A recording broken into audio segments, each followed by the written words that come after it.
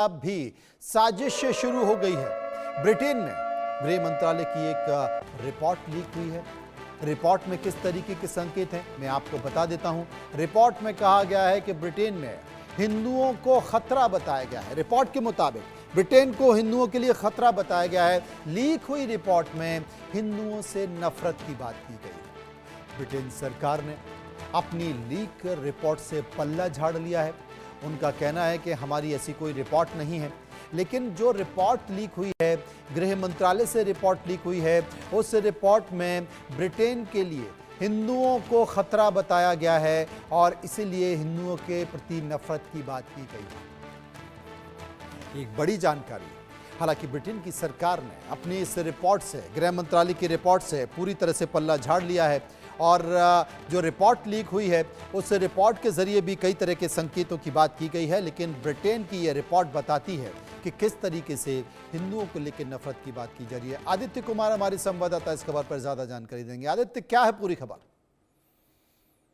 जी, मैं बताऊं आपको कि एक रिपोर्ट जो है ये लीक की गई है या यूं कहें कि लीक कराई गई है। ये अभी तो जांच का विषय है, क्योंकि जिस तरीके से मैसेज देने की जो बात होती है, कभी कभार कुछ होता है जो डिप्लोमेसी के आधार पर मैसेज देने की बात होती है, उसी का ये अंदाजा लगाया, जिसमें 9 तरीके के नए जो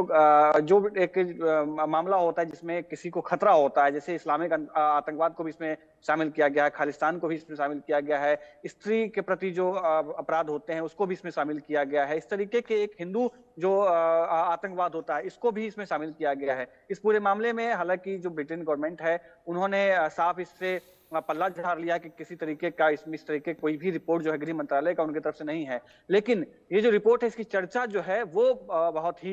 जो है खास है। इसमें जो हिंदुओं को लेकर के जो बात कही गई है वो ये है कि 2022 में एक क्रिकेट मैच के दौरान हिंदू और मुस्लिमों के बीच में एक क्रिकेट मैच के दौरान जो आपसी कुछ बहस हुई थी या कुछ लड़ाई हुई थी, उसके आधार पर बताया गया है कि ये भी एक तत्व है वो हिंदुओं के खिलाफ में बात जा रही है। जो हिंदू और जो हिंदू चरमपंथी हैं वो भी ब्रिटेन के लिए खतरा माना जा रहा है। इस तरीके की रिपोर्ट जो है ये जो है आया है। इसके बाद जो है अभी तक कोई प्रतिक्रिया जो वहां के लोगों से अभी तक नहीं आ पाई है, लेकिन रिपोर्ट जिस तरीके से आया है उसके बाद ये साफ तरीके से देखा जा रहा है इस तरीके से कि या तो लीक जानबूझ के करवाया गया है ताकि एक जो ब्रिटेन के ऊपर में लगातार जो जिस तरीके से भारत के साथ में उनका भी कुछ हाल के दिनों में रिश्ते रहे हैं, उस सब को देखते हुए ये हो सकता है कि इन्होंने जानबूझ के इस तरीके की चीजें जो हैं खबरें लीक कराई गई हों या किसी तरीके से ताकि जो हिंदू जो धर्म है या जिस तरीके से, क्योंकि पूरे विश्व में हिंदू धर्म को लेकर के एक बहुत ही सॉफ्ट कॉर्नर लोगों का रहा है कि एक शांति प्रिय जो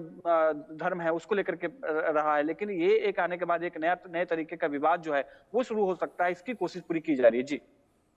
तो आपको बता दें कि आदित्य, हमारे सहयोगी बता रहे हैं कि कई लोगों के बारे में इस रिपोर्ट में जिक्र किया गया है। ब्रिटेन सरकार की ही लीक रिपोर्ट है, लेकिन एक जानकारी भी आदित्य आ रही है कि फिलहाल जो गृह मंत्रालय है, सरकार ने उसने इस रिपोर्ट से अपना पल्ला झाड़ लिया। उन्होंने ये साफ तौर पर कहा है कि हमारा इस रिपोर्ट से कोई लेना देना नहीं।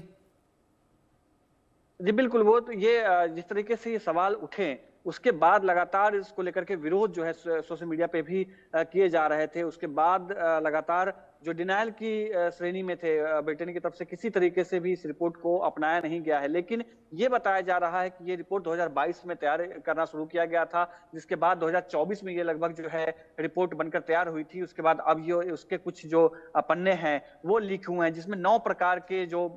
चरमपंथ उसकी सूची जारी की गई, जिसमें इस्लामवादी जो विचारधारा है, उसका महिलाओं के प्रति जो द्वेष है, खालिस्तान समर्थक है, चरमपंथ जो उस पे है। इसमें एक और चीज जो है पर्यावरण चरमपंथ जो है, वामपंथ आरक्षतावादी जो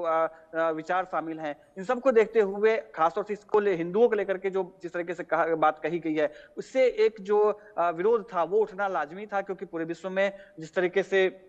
हिंदुओं की स्थिति है या जिस तरीके से ब्रिटेन में भी हिंदू हैं या भारत और उनके जो रिश्ते हैं कि जिस तरीके से भारत और ब्रिटेन के रिश्ते आपसी सहमति है उसमें कोई किसी तरीके की डिप्लोमेसी खराब ना हो, आपसी जो सहमति है उसमें किसी तरह गड़बड़ी ना हो, इसको देखते हुए जरूर उन्होंने ब्रिटेन ने इसको खास साफ नकार दिया है कि हमारे तरफ से किसी तरीके का कोई भी जो रिपोर्ट है वो नहीं बनाया गया। लेकिन जिस तरीके से खबरें आ रही हैं, जिस तरीके से इसका विरोध किया जा रहा है और जिस तरीके से बताया जा रहा है कि ये जो पूरा मामला है ये वहां के गृह मंत्रालय ने ही जारी किया, इससे सवाल उठता है कि ऐसी जो जानकारी वो कैसे बाहर आ सकती है, और इतनी गुप्त तरीके से बात जो बनाई जा रही थी, रिपोर्ट बनाए जा रहे थे, जो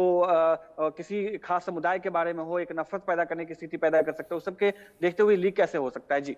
आदित्य, भारत हमेशा वासुदेव कुटुंब का संकेत देता रहा है और वो शांति का संदेश भी देता रहा है। देश के प्रधानमंत्री कई बार अंतर्राष्ट्रीय मंचों पर जाते हैं तो अपना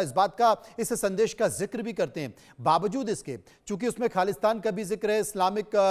कट्टरवाद का भी जिक्र है, भारत दोनों के खिलाफ मुखर होकर अंतर्राष्ट्रीय मंचों पर बोलता रहा है। चाहे वो इस्लामिक आतंकवाद की बात हो या फिर खालिस्तान की बात हो, उसके बावजूद भी अगर भारत का जिक्र किया गया है, हिंदुओं का जिक्र किया गया है, अब तक तो ऐसा कोई संकेत दिखाई नहीं देता है कि हिंदू कोई चरमपंथ है या कट्टरपंथ है या उन्होंने कोई आतंकवादी बड़ी घटना को अंजाम अंतर्राष्ट्रीय स्तर पर दिया। बावजूद अगर इस तरह के शब्दों का इस्तेमाल इस रिपोर्ट में किया गया है तो इसके पीछे क्या मंशा हो सकती है?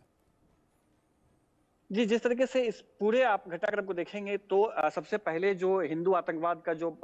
टर्म जो आया था वो मुंबई हमले के बाद आया था। उसके बाद से लगातार इस तरीके की कोशिशें की जा रही थी कि ये नया टर्म जिसपे एक विवाद शुरू हो, एक नई चर्चा शुरू, क्योंकि पहले आतंकवाद का मतलब इस्लामिक कट्टरपंथ ही माना जाता था, या एक दोनों आपस में परस्पर जुड़े हुए थे। जैसे ही हम आतंकवाद का नाम लेते थे तो एक नए कोई किसी और का चेहरा या कुछ और डिबेट जो है मन में नहीं आता था, एक जो यादृच्छिक मान लिया गया था, उस तरीके से इस्लामिक जो कट्टरपंथ है उसको माना जाता। लेकिन अब जैसे जैसे समय बीतता जा रहा है, आतंकवाद की श्रेणी भी बढ़ती जा रही है, बढ़ाई जा रही है, जिसमें एक जो हिंदू आतंकवाद का जो सबसे पहला कॉइन टर्म हुआ था 2008 के समय जो मुंबई में हमला किया गया था, उसके बाद से ये चर्चा लगातार जो चलती जा रही थी, इसके बाद अब से ये जो आया, इसको इससे अभी जिस तरीके से डिनायल की श्रेणी में है ब्रिटेन गवर्नमेंट, जिस तरीके से लगातार इसको मना किया जा रहा है कि नहीं, हमने इस तरीके से कोई रिपोर्ट नहीं बनाई, लेकिन ये मैसेज जो है ये भेजना ज्यादा जरूरी माना जा रहा है कि उनकी तरफ से ये एक नया टर्म दिया जा रहा है कि इस तरीके की भी चीजें होती हैं, और जो एक सबसे शांत समुदाय, सबसे शांत धर्म है, उसको बदनाम करने की जो पूरी कोशिश है